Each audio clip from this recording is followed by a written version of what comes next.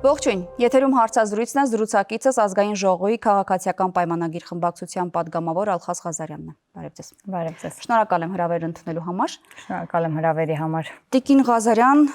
երեկ, այսօր եւ նաեւ վաղը հավանաբար կշարունակվեն ազգային ժողովի նորընտիր արդեն 9-րդ գումարման ազգային ժողովի նիստերը։ Ընդհանուր առմամբ ոնց եք գնահատում նիստերի ընթացքը եւ տպավորությունը ինչպիսին էր։ Շնորհակալ եմ հարցի համար, իսկապես սպասելիքներս մի քիչ չարդարացան այն առումով, որ ավելի շատ հիշողություններս 21 թվականին թե ինչ ձևով մտան ազգային ժողով ընդդիմադիր ուժերը, ես սպասում եմ, որ այս անգամ եւս նման կերպ կվարվեն, կբոյկոտեն, նիստերը կփորձեն խափանել, որևէ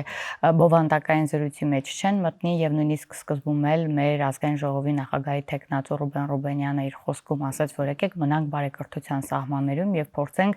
այսուհետ քաղաքական զրույցներն ու բանավեճերը ազգային ժողովում իրականացնենք հենց բարեկրթության սահմաններում, այսինքն փորձենք հնարավորինս ազգային ժողովի դերը կամ այսպես ասած մարդկանց շրջանում դերը բարձրացնելու ուղղությամբ աշխատել եւ ի զարմանս ինձ կառուցողական մթնոլորտում անցնում դեռևս այսօր երկրորդ օրն է, դեռ որևէ նման միջադեպ չի գրանցվել մի փոքր խախտումներով, բայց այնուամենայնիվ կարծես թե փոխել են իրենց մարտավարությունը ընդդիմությունը, թեպետ այսպես կարելի ասել գումարիների տեղերը փոխելիս գումարը չի փոխվում, նույն ընդդիմությունն է տարբեր խաղացողներով, բայց նույն ուժերով տեղերով են տեղափոխվել, երբեմն նաև քաղաքական հարմարությունից ելնելով երեք տիկին Գրիգորյանը ասաց, ինչու եք անընդհատ մատնանշում մեր տեղը, այնինչ այսօր ես էլ ցույց տվեցի, որ ոչ թե դա քաղաքական հարմարության համար պետք է օգտագործել, այլ ոչ թե ձեր տեղն ենք ցույց տալիս, այն քաղաքականությունը, որ վարեցիք, որի արդյունքում ձեր 29 մանդատը կրճատվեց եւ դարձավ 12 մանդատ եւ այսօր դուք հայտնվեցիք ավելի փոքր խմբակցություն ունեցող ընդդիմության այսպես տեղում եւ դա է հիմնական պատճառը, որ դուք հայտնվել եք դահլիճի ամբողջովին աջ կողմում, որտեղ նախկինում պատիվ ունեմներ եւ հիմա պատիվ ունեմը ներկայացվածություն չունի ազգային ժողովում, թեպետ չեն մասնակցել, բայց գիտեք, որ պատիվ ունեմի որոշ ներկայացուցիչներ նաեւ ուժեղ Հայաստանի կազմում են, ինչու՞ չէ Հայաստան դաշինքի ներկայացուցիչ Արամ Բարթևանյանը հենց առաջին շարքում ուժեղ Հայաստանում են նստած, այնպես որ այսպես խառը ընդդիմություն է ստացվել, իրականում մի փոքր տեղերն են փոխվել, դերերը նույնն են մնացել։ Դուք ասում եք, որ այո, կառուցողական դաշտում են տեղի ունենում քննարկումները, բայց բովանդակությունը դրանից էլ եք գոհ։ Ոչ, բովանդակությունը առաջին իսկ տպավորությունից, առաջին զգացողությունը, որ ունեցել եմ, չէի պատկերացնում, որ այդքան պրիմիտիվ կլինի մեր այսօրվա ընդդիմությունը, որովհետև նախընտրական քարոզարշավի ժամանակ բավականին գումար էին ծախսել, ի վերջո տեսահոլովակներ էին նկարում, եսիմ ինչ-որ ելույթներ էին ունենում եւ այլն։ Երբ հնչեց առաջին հարցը նախագահի տեխնացուին, թե դուք արդյոք թուրք տեսել եք ձեր գիտահետազոտական աշխատանքի իրականացման ժամանակ արդեն երևաց թե ինչ ցածր բովանդակային խոսույթ են պատրաստվում գեներացնել ազգային ժողովում, դա մի տեսակ հիասթափացրեց, դրա տակ որևէ նպատակ կար կամ որևէ խորքային բան էին մոտավորապես 3-ից 4 մակերեսային հարցի ներքո։ Այո, մոտավորապես 3-4 հարց հետո Ռուբենյանը վերջապես ասաց հարգելի ընդդիմություն, եթե ուզում եք տողատակով հասկացնել արդյոք ես հաշվառված եմ այլ երկրի գաղտնի ծառայություն, հատուկ ծառայություններում, ձեզ ասեմ, որ նման բան չկա, բայց կարող եք ուղղակի այդ հարցը ուղիղ տալ, բայց այսօր իրենց խմբակցության ղեկավարն է ելույթ ունեցավ, Հայաստան դաշինք խմբակցության ղեկավարն է ելույթ ունեցավ, բոլորը փորձել են դեռևս պահել կոռեկտության սահմանը, ինչը շատ լավ է, որովհետև ազգային ժողովում հիմնականում նման խոսույթ զարգացնելը դա հենց ազգային ժողովի հանդեպ հարգանք է նշանակում։ Ես այսօր իմ ելույթում անդրադարձա նաև երթման տեքստի վերաբերյալ իրենց վերաբերմունքին։ Պետք է ասեմ, որ 2021 թվականին ես ինքս եմ նախաձեռնել, որպեսզի երթման տեքստի տակ ստորագրեն, որովհետև այն ժամանակ ընդդիմությունը ել ավելի վատ վարք դրսևորեց, չէին երթվում դաշնակցական կուսակցության անդամները նույնիսկ փաստարկում էին, որ չեն երթվում, որովհետև իրենք արդեն երթվել են իրենց դաշնակցության անդամ դառնալու ժամանակ եւ դա է իրենց միակ երթման ձևը։ Գիտեք, որ մեկ այլ ներկայացուցիչ եկավ եւ իր ուրույն հայտարարությունը արեց, իր երթումն ունեցավ, այսպես ասած, բայց դա գիտեք, այսօր էլ նշեցի, դա Հայաստանի Հանրապետության եւ Հայաստանի Հանրապետության քաղաքացուն արչեւ տրված պատասխանատվության աշխատանքի պատրաստականության մասին է եւ ոչ թե քաղաքական մեծամասնության առաջ ինչ որ գործունեություն իրականացնելու, այդ իսկ պատճառով հորդորեցի, որ ավելի լուրջ վերաբերվեն այն կարգերին, որոնք որ սահմանված են թե սահմանադրությամբ, թե ազգային ժողովի կանոնակարգ սահմանադրական օրենքով։ Դուք գնահատեցիք Տիկին Ղազարյան, որ կառուցողական մթնոլորտում են անցնում առաջիկա նիստերը, բայց ես պիտի ասեմ, որ այնտեղ նկատվեցի նաև որոշակի քաղաքական սուր հակասություններ եւ կողմերը մասնավորապես թե ձեր, թե ընդդիմադիր ներկայացուցիչները միմյանց սկսեցին հիշեցնել անցյալը, գործունեությունը։ Հետաքրքիր է, մենք կտեսնենք քաղաքական բովանդակություն բացի նրանից, որ իրար կսկսեք հիշեցնել ու հերթական մեղադրանքների շարքը հնչեցնել։ Գիտեք, մենք տրամադրված ենք, որոնք գոյություն ունեն, հարցեր, որոնց պատասխանները ուզում են լսել եւ ձեր ընտրողները եւ ընդդիմադիրների ընտրողները։ Տեսեք, այսօրվա իրականության մեջ հնարավոր չէ չպատասխանել այն մեղադրանքներին, որոնք որ հնչում են մեր հասցեին, բայց ինչպես նկատեցիք, մենք էլ ենք զերծ մնում արդեն նախկիններին հիշատակելուց եւ այլն, այնիշ մնացել է անցյալում, մենք այսօր գնահատում ենք այն իրավիճակը, որ ունենք։ Տեսեք, անընդհատ, այսպես էլի քաղաքական հարմարությունից ելնելով, օրինակ Երեք Վարդավանյանը նշեց, որ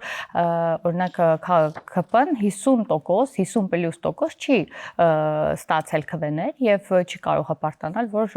այսպես քաղաքացիները մեծամասնությունը ընտրել է իրեն։ Իհարկե, տեսեք, նպատակահարմարությունը այսպեսին է, եթե համեմատենք թվերով 680,000-ի փոխարեն այս անգամ մեր մեզ ընտրել է 730,000 քաղաք եւ միանշանակ 730-ը 680-ից մեծ է, բայց քաղաքական հարմարությունից ելնելով տոկոսներն են համեմատում եւ ասում են, տեսեք, չեք ստացել մեծամասնության քվեն, բայց միևնույն ժամանակ Քրիստինե Վարդանյանը պնդում է, թե ընտրակեղծարարություն է եղել, նման մասշտաբի ընտրակեղծարարություն չի եղել եւ այլն։ Այն դեպքում, երբ որ Հայաստանի Հանրապետության բոլոր քաղաքացիները, բոլոր համայնքներում շատ լավ տեղյակ են, ովքեր են հիմնական ընտրակեղծարարության, այսպես ջատագովները այս ամբողջ նախընտրական քարոզարշավի ընթացքում։ Ասենք, ինչն են համարում ընտրակեղծարարություն իշխանության կողմից, թոշակների բարձրացումը կամ առողջության ապահովագրությունը, դա նույնիսկ ծիծաղելի է, որոնցից իրենք չեն ասել, որ պետք է նախընտրական ժամանակահատվածում դա բարձրացնեի։ Գումարած դրան վարչական ռեսուրս եք կիրառել դրան կապացուցելու որևէ հիմք իրենք չունեցան, որ օրինակ համայնքների մանկապարտեզների տնօրեններին ասում են, որ իրենք մասնակցեն հանրահավաքներին, սրանք իրենց թեզերն են առաջ բերվող պնդումները։ Ես վստահաբար կարող եմ ասել, եթե նրանց թեզերը հիմնավոր հիմքեր ունենային, հիմա իրենք վստահաբար ամեն գործընթաց կիրականացնեին այդ թեզերը ապացուցելու համար։ Իրենք գիտեն, որ իրենց թեզերը շատ փուչ են եւ հնարավոր չէ դրանց տակ հիմքեր եւ փաստեր դնել, այդ իսկ պատճառով չեն գնում դրա ամենավերջին իրենք օգտագործել են իրավական։ Եվ ինչ արդյունքի հասան, իրենք ասում էին այս խորհրդարանը լեգիտիմ չէ, բայց միևնույն ժամանակ վերցրեցին մանդատներն ու շատ խելոք, այսպես ասած, եկան խորհրդարան, այսօր խելոք երթման տեքստի տակ ստորագրեցին եւ պատասխանատվություն վերցրեցին ոչ միայն իրավունքներ ստանձնելու, որ մանդատ ունենալով, այլ նաեւ Հայաստանի Հանրապետության քաղաքացու հանդեպ աշխատելու պատասխանատվություն վերցրեցին։ Իրենք են ասում, ոչ թե խորհրդարանը, որովհետեւ իրենք ասում են մենք լեգիտիմ ենք, բայց դուք չեք կարող լեգիտիմ լինել, որովհետեւ արել սա Հայաստանի Հանրապետության քաղաքացին այլ գնահատական է տալիս եւ իր գնահատականով ապացուցել է, թե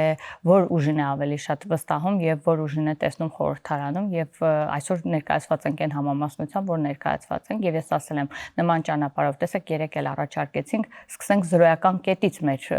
գործունեությունը խորհրդարանում ծավալել, որպեսզի չարժանանանք նախորդ ուժերի ճակատագրին։ Մյուս ընդհանրապես դուրս եկավ, իսկ մյուս խմբակցությունից ընդամենը 12 մանդատ է ներկայացված եւ առաջարկը մնացել է, այսպես ասած, գնդակը իրենց դաշտում է։ Եթե կկարողանան այս ամեն ինչը փոխել եւ այլ ճանապարհով առաջ գնան, գուցեև Հայաստանի Հանրապետության քաղաքացին փոխի իր վերաբերմունքը նրանց հանդեպ, բայց այն ինչ արեցին նախընտրական քարոզարշավի ընթացքում, համատարած Հայաստանի Հանրապետության քաղաքացիներին, ինչպես իրենք են ասում, վախի մթնոլորտում պահելով, տերորի ենթարկելով, այսօր եւս նշել եմ 2 ամիս անցել է այն ամենամեծ թեզից, որ կրկնում եք, թե իշխանությունը գալու դեպքում հենց հաջորդ օրը 300,000 ադրբեջանցի գալիս է Հայաստան, դեռ ոչ մի կերպ ոչ մի ձև չի արտահայտվել եւ որևէ տեղ չի երևացել եւ որտորեցի երբ որ մեզ եք քննադատում այլ ընդդիմադիր ուժերին, օրինակ Տիկին Գրիգորյանին, այդ նույն խոսույթը կարող եք գեներացնել ձեր գործընկերոջ նկատմամբ եւ ամոթանք տակ եւ նրանց էլ անվանեք ստախոսներ, որ նրանք վախի մթնոլորտում պահելով Հայաստանի Հանրապետության քաղաքացուն դրթել են քվեարկություն կատարել։ Բայց կարծում եք հիմա իրենց խոսույթին հետևելով իրենք հրաժարվում են իրենց այդ թեզերից ենթադրյալ 300,000 ադրբեջանցու Հայաստանի իրենք չեն հրաժարվում, բնականաբար փորձում են ինչ-որ կերպ հարթեցնել, այսպես անկյունները փորձել ինչ-որ բացատրություններ գտնել, որոնք այնքան անհիմն են, որ նույնիսկ դեռ խորհրդարան չէին մտնել կամ արդարացնել իրենց մանդատ վերցնել։ Իրենք նույնը անում էին հենց ԱԺ ամբիոնից, արդարացնում էին, թե ինչի են իրենք մանդատները այնուամենայնիվ վերցրել եւ գտնվում են ազգային ժողովում, եւ այսօր էլ պնդեցին, որ մասնակցելու են դատարկ չեն թողնելու աթոռները, տեսնենք ինչքան կդիմանան խորհրդարանական աշխատանքներին մասնակցելու եւ ես մենակ ուրախ կլինեմ, եթե կառուցողական եւ բովանդակային քննարկումների մեջ մտնեն, նաեւ նախագծերի քննարկումների մեջ մտնեն, որովհետեւ իրենց գործառույթը ուժեղացնելու եւ ավելի լավն է դարձնելու ցանկացած նախագիծ, եթե իրապես դա բովանդակային է եւ միտված է Հայաստանի Հանրապետության քաղաքացու հոգսերը ավելի թեթևացնելու կամ օրենքների մակարդակում այնպիսի օրենքներ մշակելու, որ ել ավելի զարգացած երկիր, այսպես ասած ունենանք, բայց տրամադրվածությունը ամեն դեպքում դեռ նորմալ է, հասկանանք հետագա ընթացքը ինչպես կլինի, բայց չեն կարողացել արդարացնել ոչ մանդատ վերցնելը, որովհետև բայց ինչու է դա ասում, որ իրենց կողմից արդարացում է։ Իրենք ասում են մենք օգտագործում ենք պայքարի բոլոր ձևերը։ Օրինակ ազգային ժողովի ամբիոնը այդ ձևերից մեկն է, դա զենք է, որը պետք է իրենք օգտագործեն։ Այսօր էլ ինդիմադիր պատգամավորներից մեկը ազգային ժողովի ամբիոնից հայտարարեց, որ առաջիկայում իրենց պայքարը շարունակվելու է այնքան, մինչև կհասնեն իրենց նպատակին, որը չեն կարողացել իրականացնել ընտրությունների միջոցով։ Դա գործող իշխանության հեռացումն է։ Դե գիտեք, ինչ որ մի բան պետք է ասեն եւ դա են ասում։ Եթե իրենց ինչպես իրենք էին ասում, ընտրակեղծարարություն է եղել, վարչական ռեսուրս եւ այլն, որ դուք նշեցիք, եւ իրենց այդքան 100,000-ավոր ընտրողներ հնարավոր եթե գեթ մեկ հոգի համաձայն լիներ իրենց ասացի այդ որ ընտրակեղծարարությունը լիներ ընտրությունների հաջորդ օրը փողոց էր դուրս գալիս ես դա վստահեցնում եմ եւ մենք դա տեսել ենք նախորդիվ երբ որ նման ահռելի դեպքեր էին լինում եւ Հայաստանի Հանրապետության քաղաքացին ոնց էր արձագանքում այդ ընտրակեղծարարություններին բայց քանի որ իրենք հասկացան որ իրենց աջակցող որևէ մեկը չկա նույնիսկ այն օրերին երբ որ կենտրոնական ընտրական հանձնաժողովին մոտ տեղի էին ունենում վերահաշվարկները իրենց քաղաքական ղեկավարները իրենց կողքին չէին, այլ փորձում էին ամեն հնարավոր ճանապարհով երկիրը լքել։ Սա շատ խոսուն ապացույց է այն բանի, որ իրենց այլ բան չէր մնում, քան խորհրդարան գալը։ Եվ երբեմն սա իրականացնում են, տեսեք, երեք նշեցին, որ դուք մեզ վերաբերվել եք որպես դուք մեզ կարող եք վերաբերվել որպես հանցագործների, եթե չեմ սխալվում, Աղբան Վարդանյանը ասաց, ես պետք է նշեմ, որ տարիներ շարունակ իրենք մեզ են նման աչքով նայել եւ նույնիսկ 21 թվականից հետո եւ մենք դրանից չենք նեղվել, այլ ընդհանրակառակը խոսել ենք ամեն ինչի մասին պարզ ու թափանցիկ, որի արդյունքում Հայաստանի Հանրապետության քաղաքացին հավատացել է նրան ում հավատացել է։ Այսօր մենք ոչ թե իրենց նայում ենք որպես հանցագործներ, մենք ասում ենք քաղաքական ամբիոն օրինակ ազգային ժողովի այն հարթակն է, որտեղ յուրաքանչյուր խոսքիդ համար պետք է ունենաս փաստական տվյալ հաստատելու համար, որովհետև այնտեղ դու չես կարող քո խոսքի համար պատասխան չտաս, որովհետև բոլորն էլ տեղյակ են այդ քաղաքական գործընթացից եւ բոլոր քաղաքական ուժերն էլ կարող են մեկը մյուսին ինչ որ հարցում մեղադրել։ Հարց է թե այդ մեղադրանքի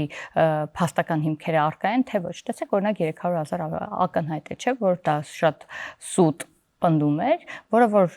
այդ պահին էր սուտ, բայց ամեն դեպքում գուցե եւ կլինեին քաղաքացիներ, որ դրան կհավատան, բայց փաստերը լրիվ այլ բան ցույց տվեցին։ Տիկին Ղազարյան, դուք ասում եք,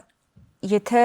իսկապես մարդիկ մտածեին, որ տեղի է ունեցել ընտրությունների կեղծում կամ որևէ քվե գողացվել է, ապա իրենք բոլորը դուրս կգային փողոցներ։ Բայց հիշեցնեմ, Սամվել Կարապետյանն ասում էր, որ իրենք ունեն գաղտնի պլան, որ տեղի կունենա մեկ հանրահավաք եւ դա տեղի կունենա հենց այն ժամանակ, երբ ամբողջ պիկը կհասնի այդ կետին, այդ ժամանակ կտեսնեք այդ հանրահավաքը։ Ինչու եք կասկածում, որ այդ հանրահավաքը մեկն է լինելու ու վերջնականն է լինելու։ Գիտեք, հանրահավաք կամ այսպես ասած հեղափոխության բան գնում են այն ժամանակ, երբ որ երկրում տեղի է ունենում կոնկրետ խոր ճգնաժամեր եւ հնարավոր չէ որևէ հանգուցալուծման հասնել այլ ճանապարհով, քան փողոցն է։ Մենք դա տեսանք 18 թվականին, բայց այս դեպքում ես Հայաստանի Հանրապետությունում նման խնդիր չեմ տեսնում։ Հայաստանի Հանրապետության յուրաքանչյուր քաղաքացի գիտի, որ իր քվեն հաշվարկված է։ Իրենք են պարտադրել, որ այդ ընտրատեղամասերում, որտեղ այդպես աղմուկ բարձրացրեցին, հիմա էլ մեզ մեղադրում են, թե այդ ձայները անբավեր են համարվել այդ ընտրատեղամասերի ձայները, որտեղից մենք էլ ենք դուժել, որտեղ մեր ձայներն ավելի շատ են պակասել, քան իրենց ձայները։ Եվ ես միշտ ասել եմ, եթե մարդը Պարզապես այս դեպքում ձեր ճակատագրի վրա չի անդրադարձել, այդ քաղաքական ուժի ճակատագիրը որոշվել է այդ քվեներով։ Տեսեք, այստեղ մի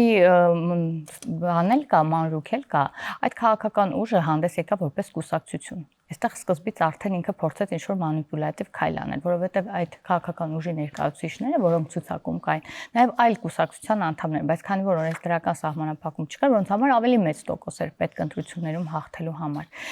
4%-ը չկարողացավ հաղթահարել։ Այդ քաղաքական ուժը 4%-ը չկար։ Եթե իրենք վստահաբար գոնե 8% հավաքած լինեին կամ 10%,